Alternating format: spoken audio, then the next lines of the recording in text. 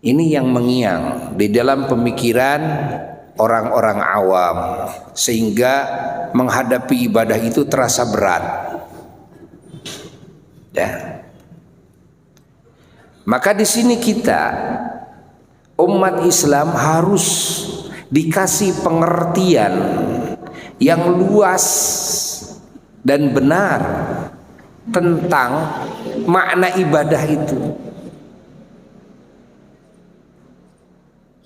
Kalau semua manusia faham kepada makna ibadah itu, maka pasti semua manusia akan mengejar kepada ibadah tersebut, akan menghabiskan siang dan malamnya dalam beribadah, dan akan merasa bahagia dan nikmat dengan ibadah tersebut.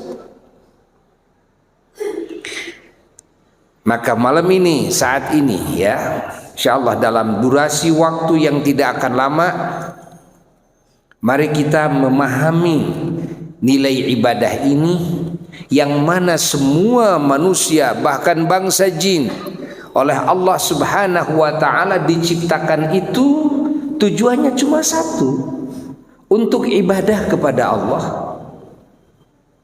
Hanya satu, tidak untuk yang lain. Waduh, berat sekali kalau gitu. Jadi kalau saya hanya untuk ibadah, bagaimana saya bisa bersenang-senang di dunia? Bagaimana saya bisa jalan-jalan? Bagaimana saya bisa piknik? Bagaimana saya bisa makanan yang enak? Ya, bagaimana saya bisa itu, bisa ini? Udah mumet dengernya juga. Bahwa manusia diciptakan hanya satu tujuannya, apa? Ibadah kepada Allah. Bangsa jin diciptakan sama, hanya satu tujuan diciptakan, apa? Ibadah kepada Allah. Jadi kalau gitu saya harus selalu di masjid. Jadi kalau gitu saya harus selalu puasa. Selalu saya baca Quran. Nah, ini pikiran orang awam. Bismillahirrahmanirrahim. Assalamualaikum warahmatullahi wabarakatuh.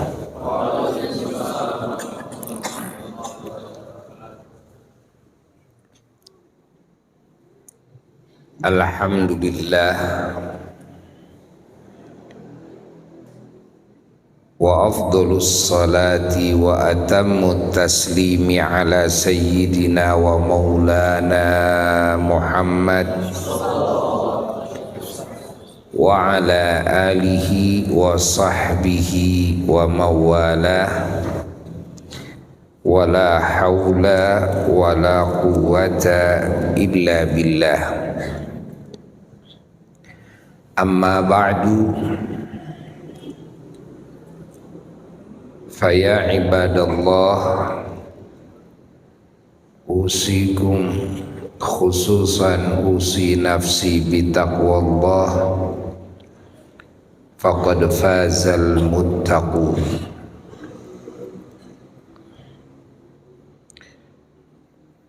Qala Allah tabaraka wa ta'ala, a'udzu billahi minasy syaithanir rajim. Bismillahirrahmanirrahim. Wa ma khalaqtul jinna wal insa illa liya'budun. Sadaqallahul aliyyul azim.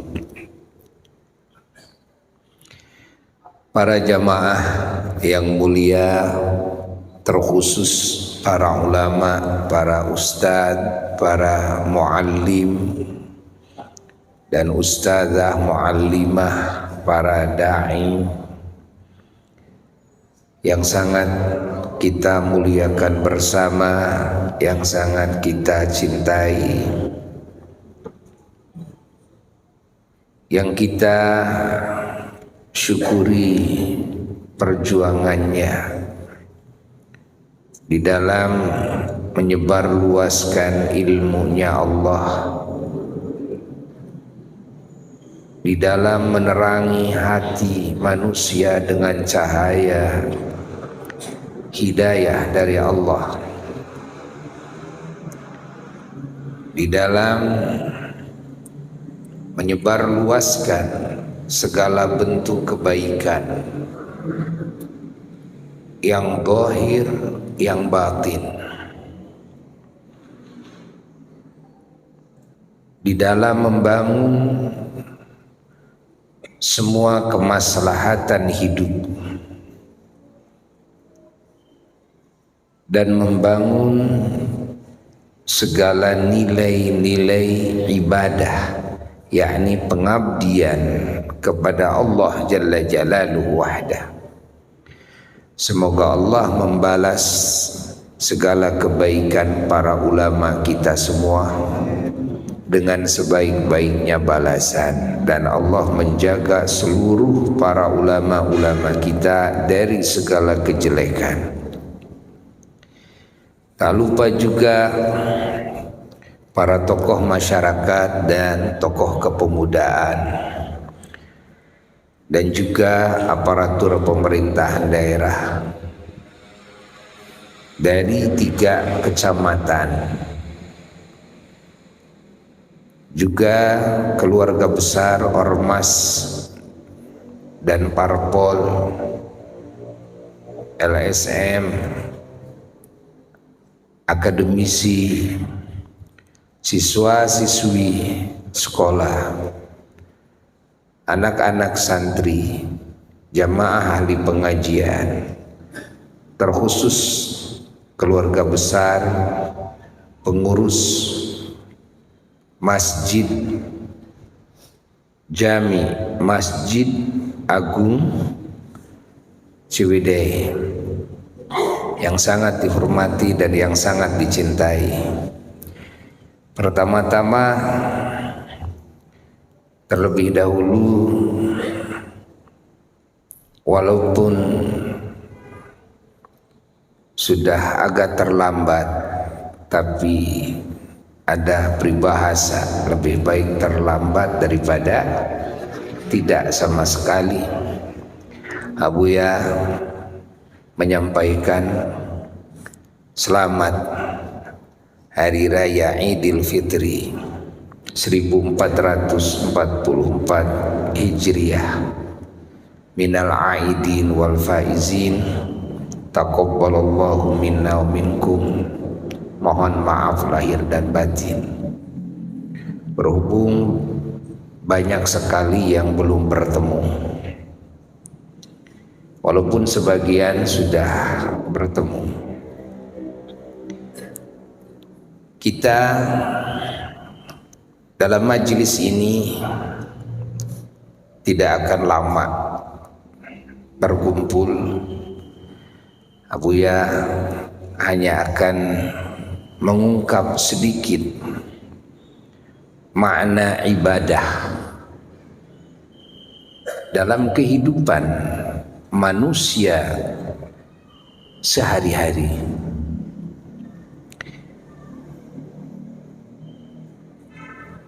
Ibadah itu adalah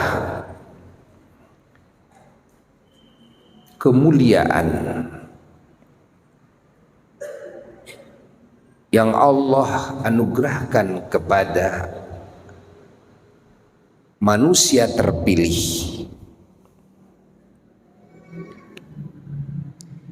Ibadah itu adalah keberuntungan yang abadi yang Allah anugerahkan kepada hamba-hambanya terpilih.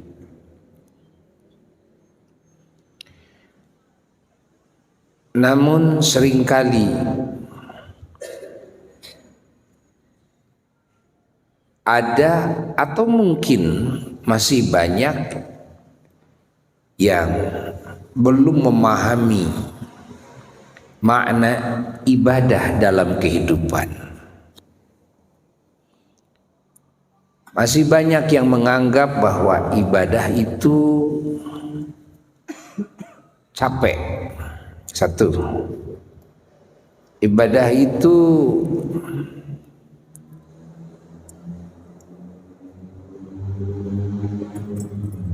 silakan ke depan, terus ke depan, masuk terus ke depan. Ibadah itu tidak menyenangkan.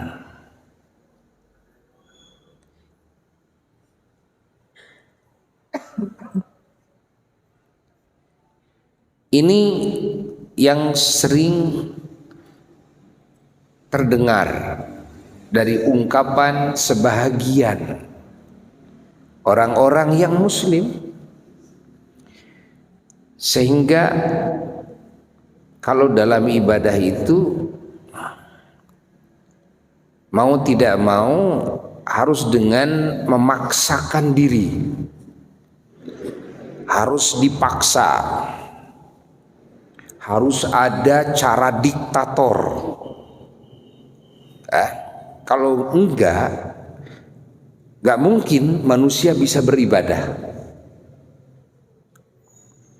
Ini dalam pemikiran sebahagian orang, tidak pernah membayangkan ibadah itu indah, tidak pernah membayangkan ibadah itu kehormatan yang tertinggi, tidak pernah membayangkan ibadah itu sangat terpuji dan dicintai. Ibadah itu menyenangkan sekali. Tidak pernah terbayang seperti itu. Kenapa?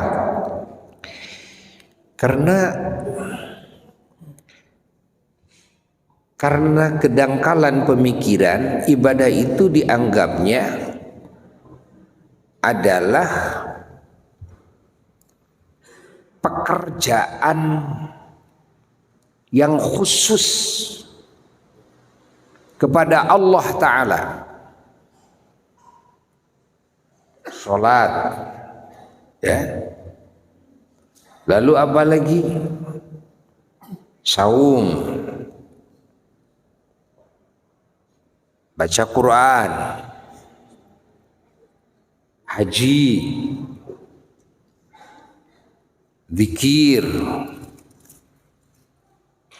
Ini dalam anggapan umum. Sehingga kalau berbicara ibadah, bayangannya sholat. Saya harus sholat, saya harus banyak baca Quran, saya harus banyak iktikaf di masjid, saya harus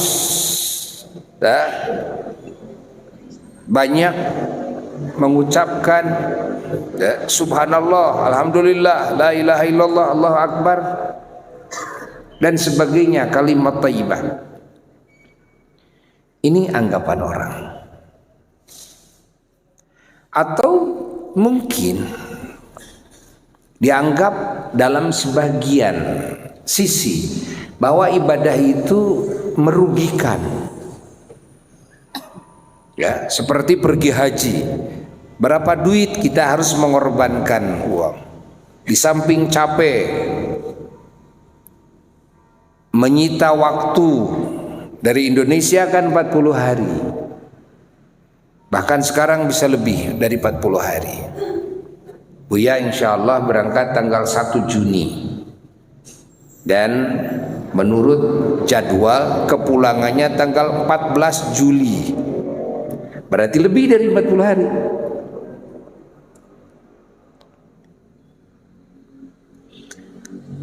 Itu yang sering dibayangkan. Lalu jariah, sodakoh, bangun masjid.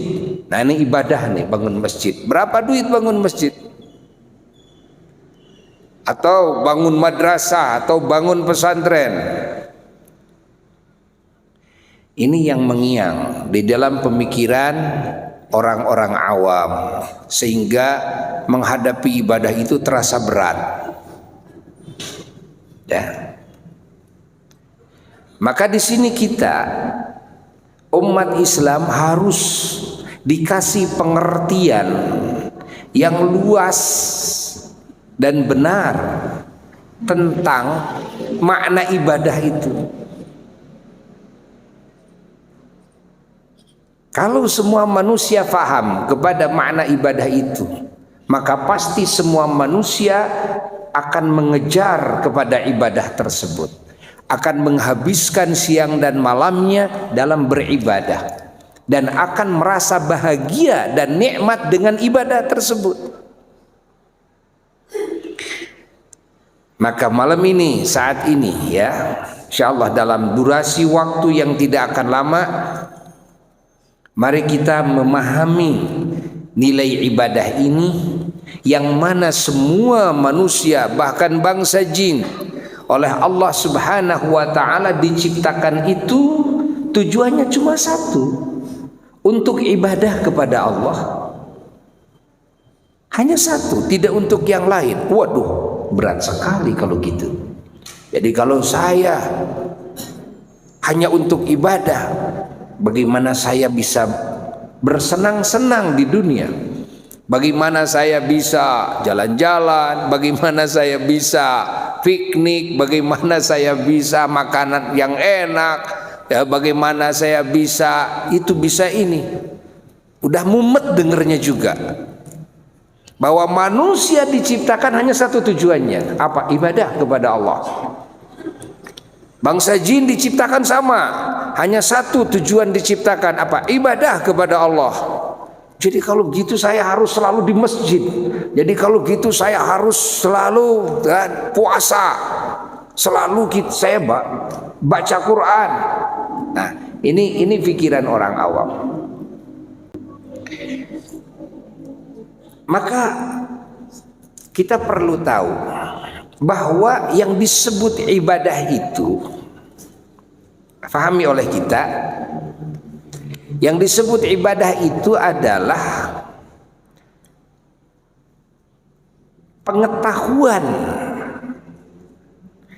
yang meliputi sendi kehidupan. Sekali lagi, pengetahuan dari Allah yang meliputi sendi kehidupan. Ibadah ini tidak pernah berpisah dari kehidupan. Pahami? Namanya kehidupan manusia, muslim non muslim ya sama. Manusia yang hidup butuh makan biasa, butuh mandi, butuh bersih-bersih, cari duit, itu kan, butuh bercinta, ya, bisnis, berpolitik dan sebagainya, butuh ngobrol, butuh bercanda. Ini kan kehidupan manusia, butuh hiburan, nyanyi-nyanyian. Kadang saya pingin joget, dan kehidupan manusia juga bukan cuma makan, membuang makanan dan membuang minuman, sampahnya dibuang, yang disebut dengan BAB, ya, kencing. Itu kan kehidupan manusia sehari-hari, ya kan? Nah, jadi ibadah itu apa? Ibadah itu pengetahuan yang meliputi itu, yang di dalamnya adalah aturan yang mengatur segala gerak-gerik kehidupan, tidak pernah merubah dari gerak-gerik kehidupan manusia yang biasanya kepada gerak-gerik yang khusus, tidak.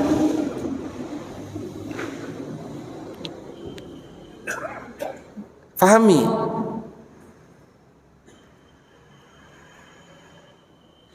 Kita mau makan, makanlah. Namun kalau makan ini ingin jadi ibadah, pakai aturan. Mau minum, minumlah. Mau bercinta, bercintalah. Namun pakai apa? Aturan, kan? Saya mau BAB, BAB-nya pingin jadi ibadah. Kentut pingin jadi ibadah.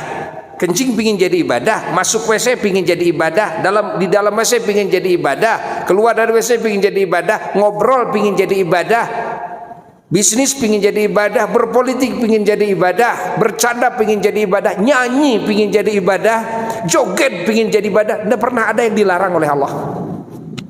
Cari ayat-ayat mana, cari hadis-hadis mana Nabi melarang joget, Nabi melarang bisnis, Nabi melarang bercinta, Nabi melarang ngobrol, Nabi melarang guyon, bercanda.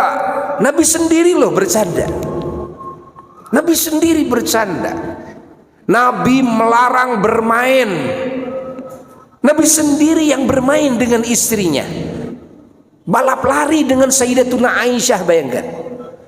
Nabi sendiri yang bermain dengan cucunya. Sampai Nabi onta-ontaan. Di punggungnya cucunya Sayyidina Hasan dan Sayyidina Husain radhiyallahu ta'ala anhuma.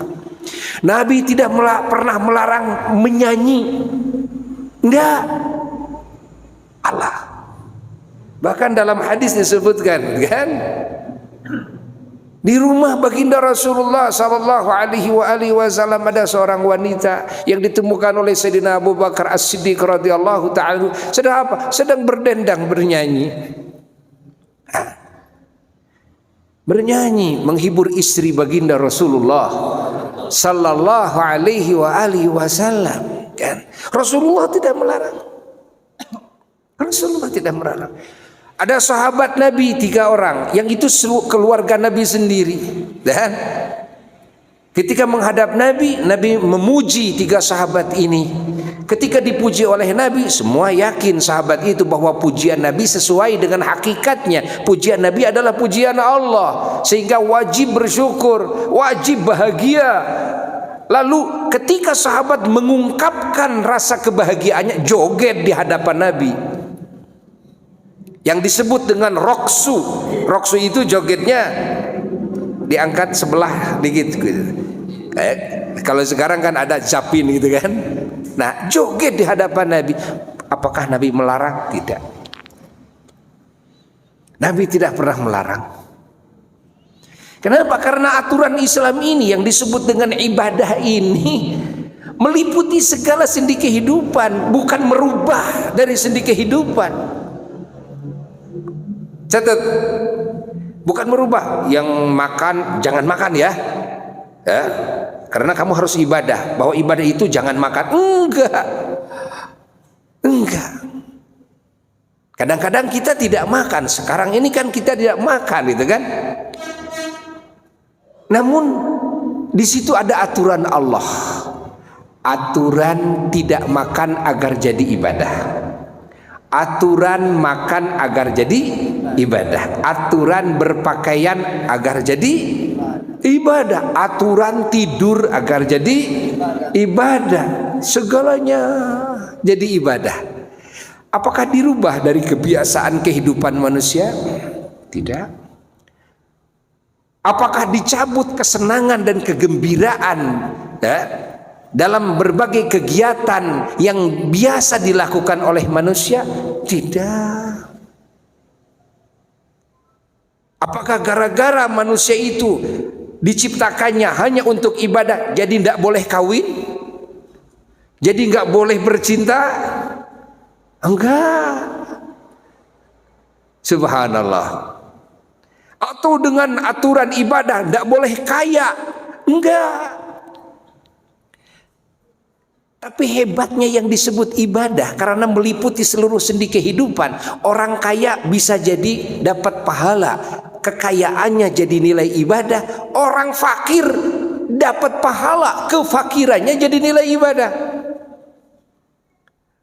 Ketika ngobrol, ketika ngomongnya jadi ibadah. Ketika diamnya jadi ibadah. Ketika tidurnya jadi ibadah. Ketika bangunnya jadi ibadah. Ketika bercandanya jadi ibadah. Ketika seriusnya jadi ibadah. Subhanallah.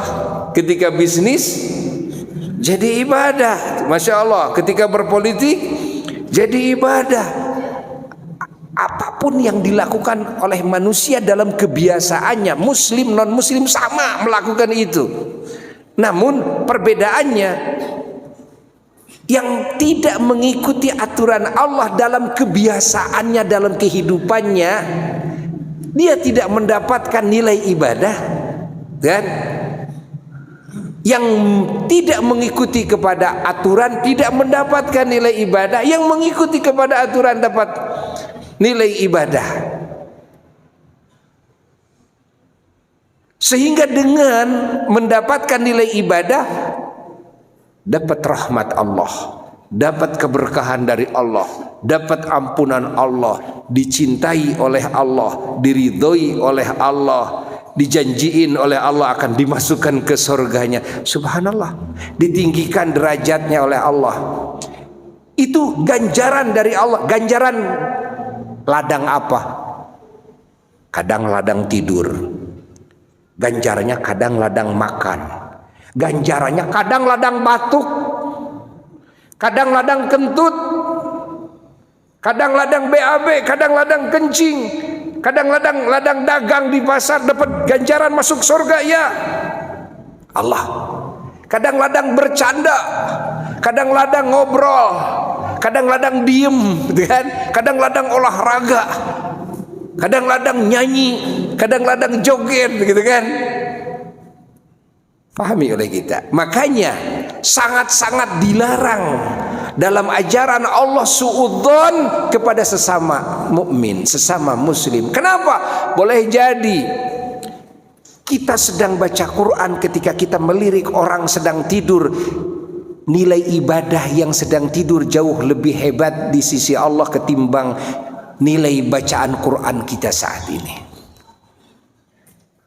Boleh jadi kita sedang sholat, ada seseorang sedang bermain dengan anaknya, bercanda dengan istrinya.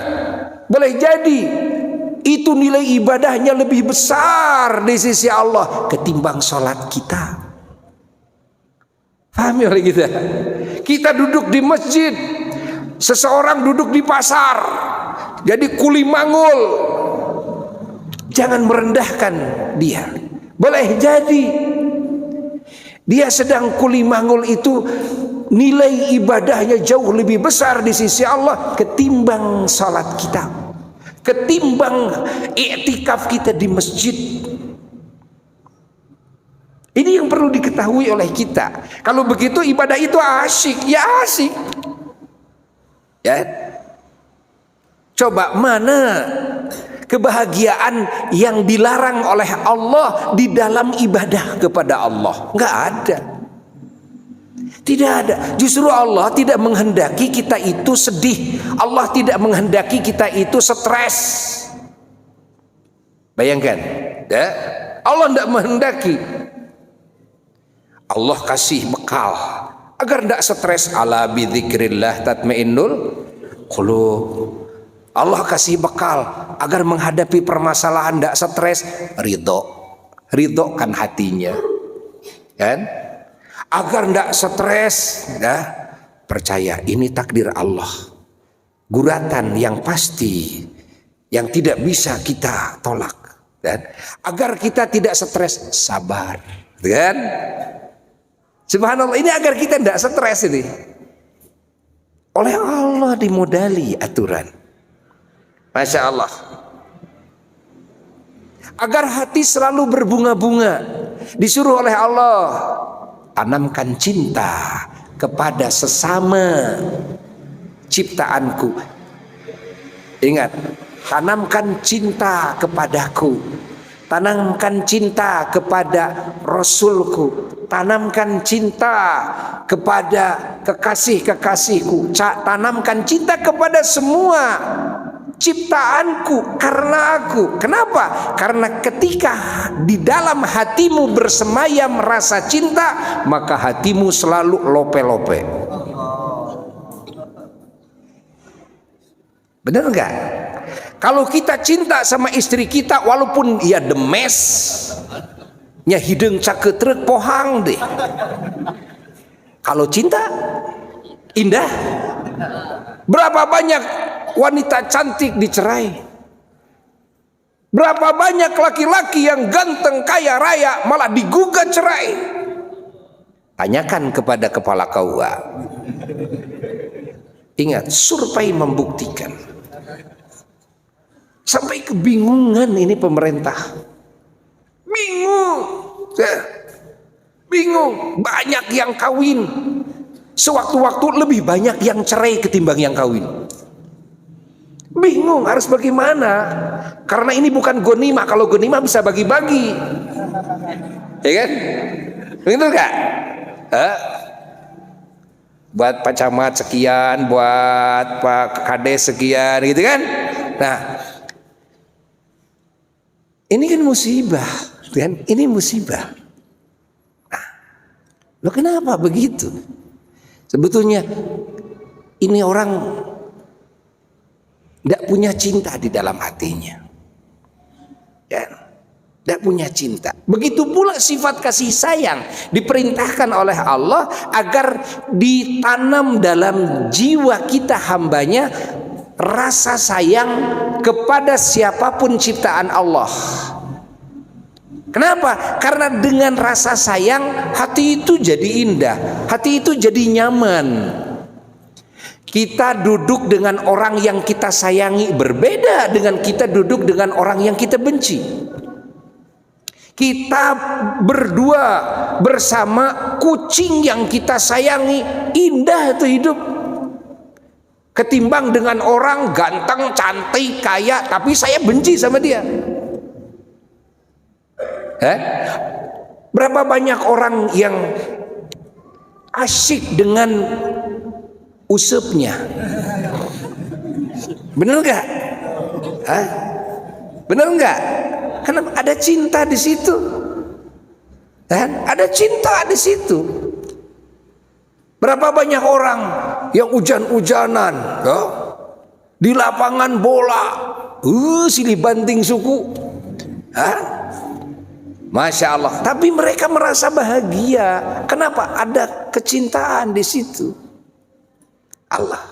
Berapa banyak orang, Masya Allah, yang tiap pagi, tiap sore terus aja dekat dengan burung, kan? Ada apa di situ? Ada cinta sama burung. Perempuan banyak yang cinta sama bunga-bunga, Masya Allah, sehingga hari-harinya merawatnya, indah rasanya, bahagia rasanya, kan? Padahal repot itu ngurusin kuping gajah itu, repot itu, dan nyiramin tanaman-tanaman itu karena cinta, karena sayang. Subhanallah. Jadi cinta dan sayang itu bikin hidup berbunga-bunga, bikin hidup ini, ya, bahagia. Masya Allah, Masya Allah. Dan kecintaan ini dan kasih sayang ini agar menjadi nilai ibadah diikat dengan aturan. Sambungkan kepada Tuhanmu, kepada Allah. Cintamu kepada apapun tanamkan karena Allah. Sayangmu kepada apapun, kepada siapapun, tanamkan karena Allah. Maka cinta tetap hadir, sayang tetap bersemayam, kebahagiaan tetap memenuhi jiwa, tapi semuanya menjadi nilai ibadah dan Allah mengganjarnya. Allah siapkan surga. Gara-gara apa? Gara-gara kamu mencintai kucing, gara-gara kamu menyayangi burung, gara-gara kamu menyayangi semut. Allah, bukan cuma manusia. Maka kata siapa ibadah itu? Kan? Menyulitkan. Kata siapa ibadah itu? Kan? Memfakirkan. Ini karena kepicikan, dianggap ibadah itu sesuatu yang wah ini berbeda ini, kan? Jadi ibadah-ibadah di mana? Di masjid, sholat. Jadi kalau di pasar kamu tidak bisa ibadah. Ketika kamu bercinta tidak bisa ibadah, kan? Ketika kamu makan tidak bisa ibadah. Ketika kamu tidur tidak bisa ibadah. Ini kepicikan namanya. Jadi ibadah itu sebetulnya katalog, ya kan? Aturan yang mengatur segala gerak-gerik kehidupan, kebiasaan manusia. Apa sih kebiasaan kita? Tidak ada yang dilarang, cuma diatur oleh Allah. Sekarang diatur oleh Allah, ya. Jadi saya mau tidur, kan? Bagaimana aturan Allah dalam tidur? Saya mau makan, bagaimana aturan Allah dalam makan? Saya mau jadi orang kaya, bagaimana aturan Allah dalam kaya? Dan saya mau jadi orang miskin saja, bagaimana aturan Allah dalam miskin? Dan pokoknya dalam segala gerak-gerik kehidupan Allah sudah sediakan aturannya. Nah, ketika kita mengikuti aturan ini namanya apa? Apa? Ibadah. Tetap makan, ya mau makan. Kadang tidak mau makan, tapi tidak makannya juga ibadah. Kan? Mau ngomong saja. Saya mau diam saja. Tapi ngomong dan diamnya semuanya ibadah. Subhanallah.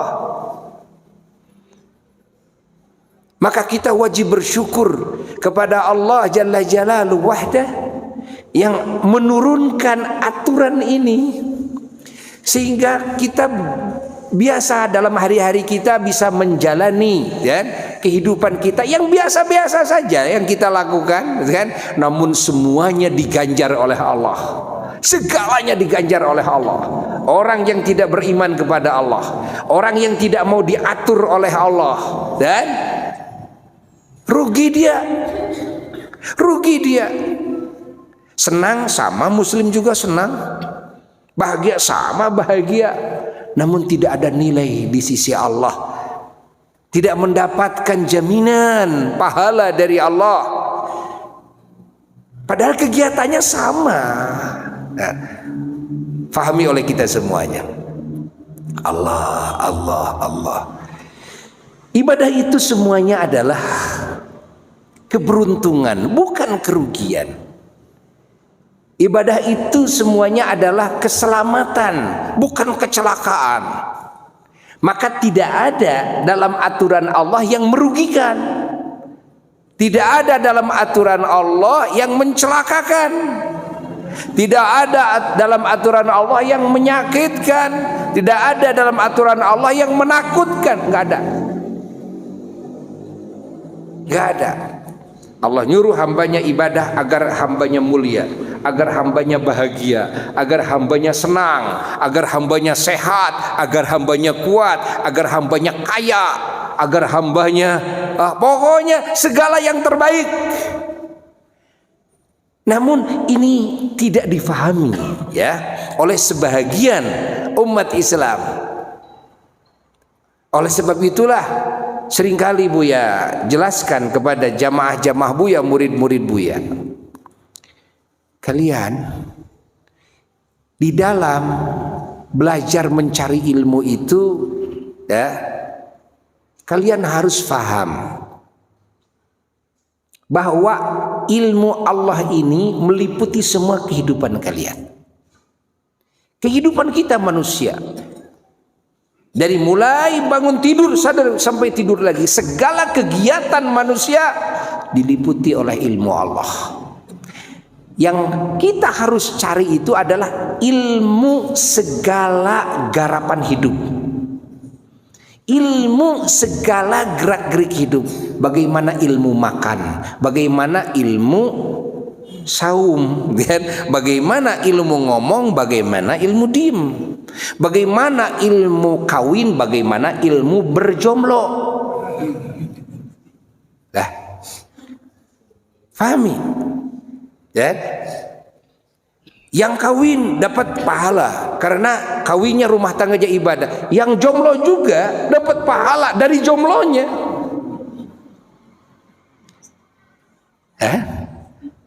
Jangan menganggap yang dapat pahala itu dari kawin saja. Tidak nak, dari jomblo juga bisa dapat pahala. Dan karena ilmu Allah ini meliputi segala sendi kehidupan. Ingat, oleh sebab itulah Al-Imam An-Nawawi memilih jomblo, tidak punya istri sampai wafat. Tidak mau diganggu dengan urusan wanita, tidak mau diganggu dengan urusan istri, di dalam menyebarkan ilmu Allah dan menyebarkan sunnahnya Rasulullah Sallallahu Alaihi Wasallam ke seluruh penjuru dunia. Menulis, mengajar, sampai karangannya tembus ke seluruh penjuru negeri. Dijadikan rujukan itu karangan Al-Imam An-Nawawi. Bukan Syekh Nawawi Banten, bukan. Al-Imam An-Nawawi. Imam Abu Zakaria Yahya bin Syaraf An-Nawawi yang menyusun dalam fikih kitab yang besar Majmu', yang menyusun Riyadhus Shalihin kan, dan menyusun juga syarah Sahih Muslim, dan banyak sekali karangan-karangan beliau yang menjadi rujukan semua umat Islam, rujukannya para ulama.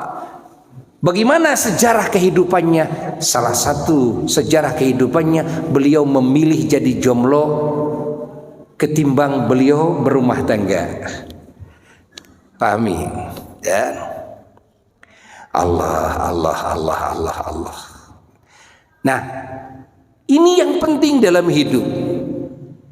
Tinggal sekarang pilihan Anda. Silahkan, yang jelas asal Anda sudah tahu aturan dalam segala sendi kehidupan yang Allah peraturkan, tinggal pilihan bagaimana Anda. Sekarang saya mau kawin, kawinlah. Saya tidak khawatir lagi. Kawinmu, rumah tanggamu akan menjadi nilai ibadah di hadapan Tuhanmu. Saya mau jadi jomblo, jomblolah. Saya tidak khawatir kamu jadi jomblo, dan karena kamu sudah tahu ilmunya, sudah tahu aturannya, kan?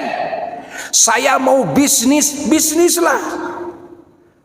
Saya jadi orang kaya, jadilah orang kaya. Saya mau miskin, jadilah orang miskin. Berapa banyak para nabi dan para wali yang lebih memilih miskin ketimbang kaya. Ya. Tapi miskinnya ibadah. Dan berapa banyak juga ulama dan para wali kan yang kaya raya, tapi kaya rayanya juga ibadah. Fahami? Dan faham tidak? Paham tidak?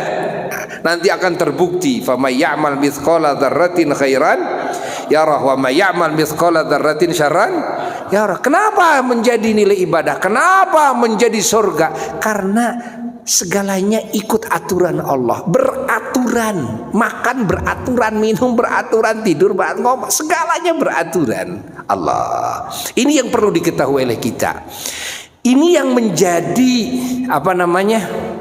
ya, yang dibahas ini ya oleh Buya, ini yang membuka wawasan pikiran ya umat Islam ini di dalam memaknai ibadah ini, sehingga dia tidak menganggap bahwa ibadah itu hanyalah sholat, dan dia tidak pernah buruk sangka orang yang di pasar itu tidak sedang ibadah.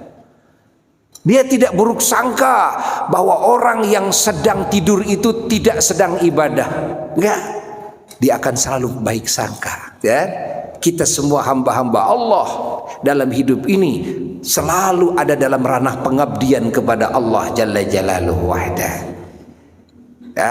Hilang suudzon, hilang buruk sangka, kan? Karena kita tahu tentang ibadah itu begitu. Kalau begitu boleh jadi yang sedang tidur sedang ibadah, boleh jadi yang sedang bisnis sedang ibadah, boleh jadi yang sedang bercanda sedang ibadah, boleh jadi yang sedang nyanyi sedang ibadah, dan sebagainya. Allah, faham? Faham ini? Ini makna wa ma khalaqtul jinna wal insa illa liya'budun. Sehingga ketika ditawarkan ibadah kepada non muslim, kalau wawasannya seperti itu, mana yang menakutkan? Tapi ketika picik dalam memaknai ibadah, jangankan ditawarkan kepada non muslim, ditawarkan kepada muslim saja ngabiri gidig. Jang hirup teh jang ieu diciptakan hanya keur ibadah ka Allah Ta'ala. Wah, jual kerung atuh. Capek atuh. Kudu sholat dulu, capek atuh. Allah. Allahumma salli wa sallim wa barik alaihi wa ala alihi wa sahbihi. Tinggal sekarang PR kita adalah mencari ilmu segala sendi kehidupan. Ya, ilmu bisnis gimana, ilmu tidur gimana, sehingga sebetulnya oleh ulama sudah disusun ini adabun naum, adab-adaban tidur, kan? Adabul intibah, adab-adaban bangun dari tidur. Masya Allah. Adab dukhulil khala, adab-adaban masuk kamar mandi, masuk WC. Masya Allah. Ada adabnya, ada adabnya. Adabul kalam, bagaimana adab-adaban berbicara. Masya Allah. Dan adabul akli, bagaimana adab-adaban makan. Adabus syarbi, bagaimana adab-adaban minum. Adabul jima, bagaimana adab-adaban bersetubuh. Semuanya sudah ditulis sebetulnya, namun jarang dikaji itu, sehingga banyak orang yang tidak tahu adab-adaban ini, sehingga nilai ibadahnya kerdil. Dia hanya bisa ibadah di masjid, dia hanya bisa beribadah dengan wujud sholat, baca Quran, saum Ramadan, zakat, jariyah, bikin masjid, haji, tapi dia tidak bisa beribadah lewat makan, tidak bisa beribadah lewat kencing, lewat BAB, lewat ngobrol, lewat nyanyi, lewat olahraga dan sebagainya, lewat bisnis. Nah, ini karena kepicikan yang tadi, ya. Mudah-mudahan kalimat ini manfaat, khususnya bagi yang ngomongnya, umumnya bagi semua umat Islam dimanapun berada. Semoga ini menjadi inspirasi, ya. Ini menjadi ilham yang membuka wawasan pemikiran kita umat Islam, hamba-hamba Allah, di dalam memaknai pengabdian kita kepada Allah Jalla Jalaluhu wahdah. Berbahagialah dengan ibadah, bersyukurlah dengan ibadah, bernikmat-nikmatlah dengan ibadah kepada Allah Jalla Jalaluhu wahdah dalam segala sendi kehidupan. Semoga Allah memberikan petunjuk dan taufik kepada kita semua dan kepada semua muslimin muslimat untuk bisa beribadah kepada Allah dalam segala situasi dan kondisinya, sampai menghadap Allah yang diibadahi oleh kita semuanya, bijahin Nabi sallallahu alaihi wasallam wa bisirri asraril Fatihah.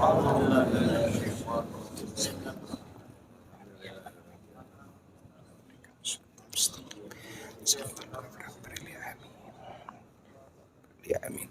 Sekian dari Abuya yang bisa Buya sampaikan. Mohon maaf dari segala kekurangan, dan doakan Buya tanggal 1 Juni, ya, insya Allah akan berangkat dulu menghadap ke Baitullah dan menghadap kepada baginda Rasulullah sallallahu alaihi wasallam. Buya mau tanya, maukah semua menitipkan salam kepada baginda Nabi? Maukah semuanya dipintakan syafaat dari baginda Nabi untuk kita semua? Maukah semuanya didoakan di tempat-tempat ijabah di sana? Maukah semuanya dimintakan ampunan kepada Allah? Baik, kalau mau, amanatkan dulu di leher Buya, biar Buya, ya, ingat kepada amanat ini, ya. Dan ini sudah menjadi kebiasaan Buya, bahwa Buya berangkat ke sana bukan semata-mata hanya membimbing jamaah KBIH Asyifa saja, lah, tidak, ya, itu sangat kecil sekali. Tapi Buya ke sana banyak sekali niat-niat terkhusus ingin menjadi delegasi, menjadi utusan, perwakilan dari semua umat Islam yang ada di Indonesia, terutama yang ada di Jawa Barat, yang ada di majelis-majelis Buya, semua jamaah-jamaah Buya hingga datang ke sana. Buya menyodorkan, ya Rabbi, ya Allah, dan di belakang hamba ini berjuta-juta hambamu yang memohon ampunanmu, yang mengharapkan kasih sayangmu, yang mengharapkan dikabulkan doa-doanya olehmu. Maka di hadapan baitmu, ya Rab, kabulkan doa-doanya.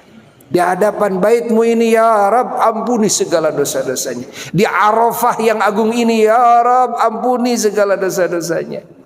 Begitu pula ketika menghadap baginda Rasulullah sallallahu alaihi wasallam. Betapa banyak, ya Rasulullah, umatmu yang sangat merindukanmu, yang ingin bersimpuh di hadapanmu, lebih dekat denganmu, ya Rasulullah.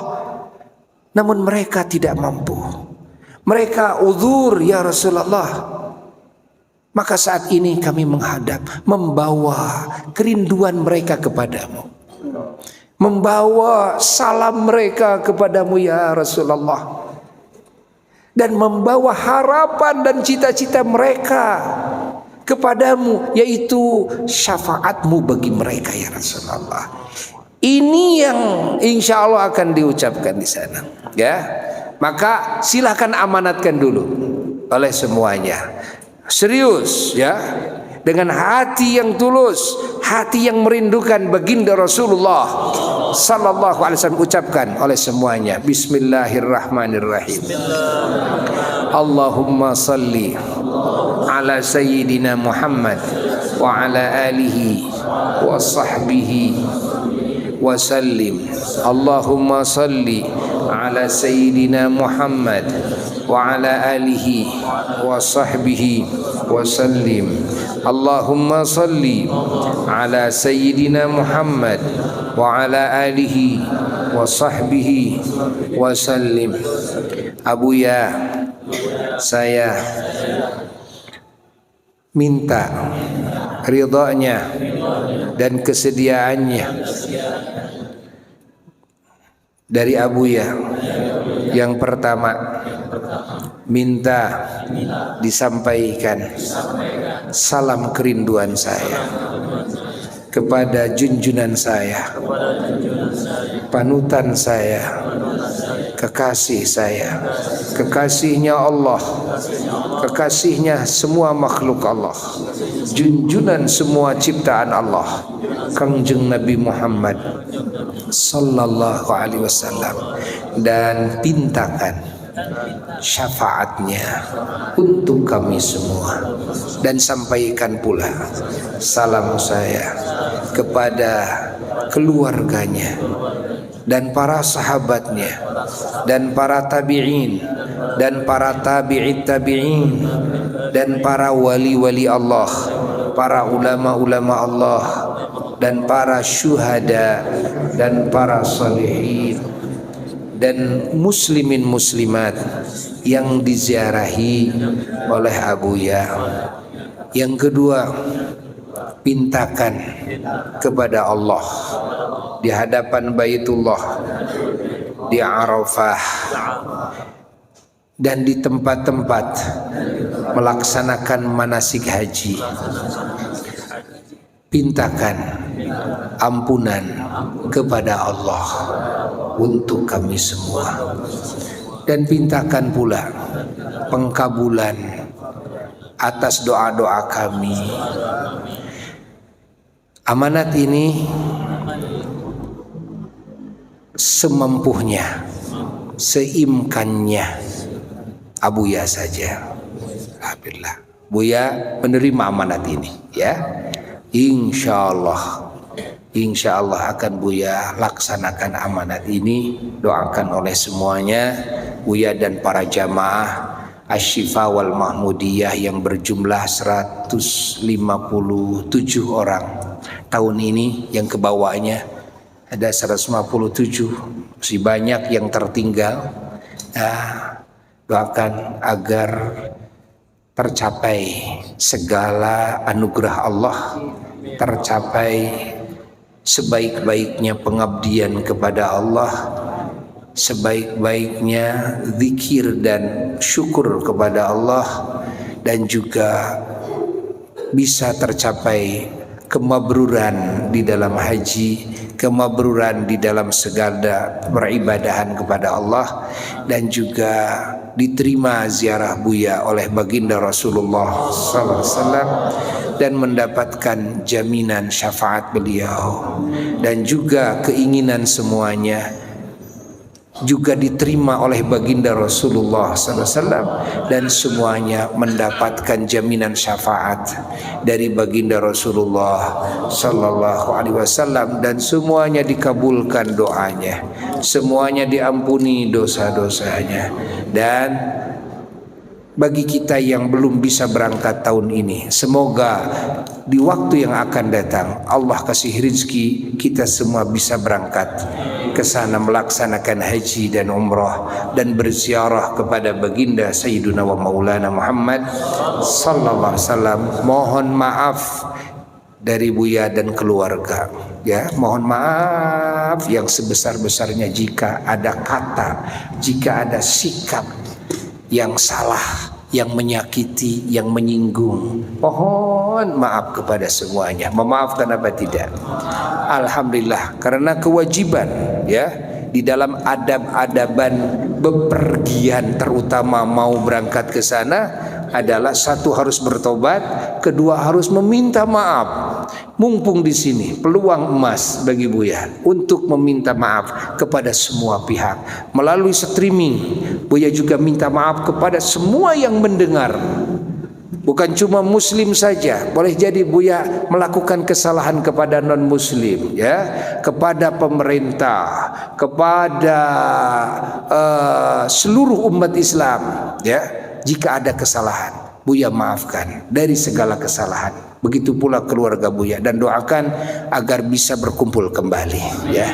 Insya Allah kita panjang umur semuanya, sehatkan, dikuatkan, diselamatkan semuanya, ada dalam lindungan Allah semuanya ya, dan bisa berkumpul lagi. Wassalamualaikum warahmatullahi wabarakatuh.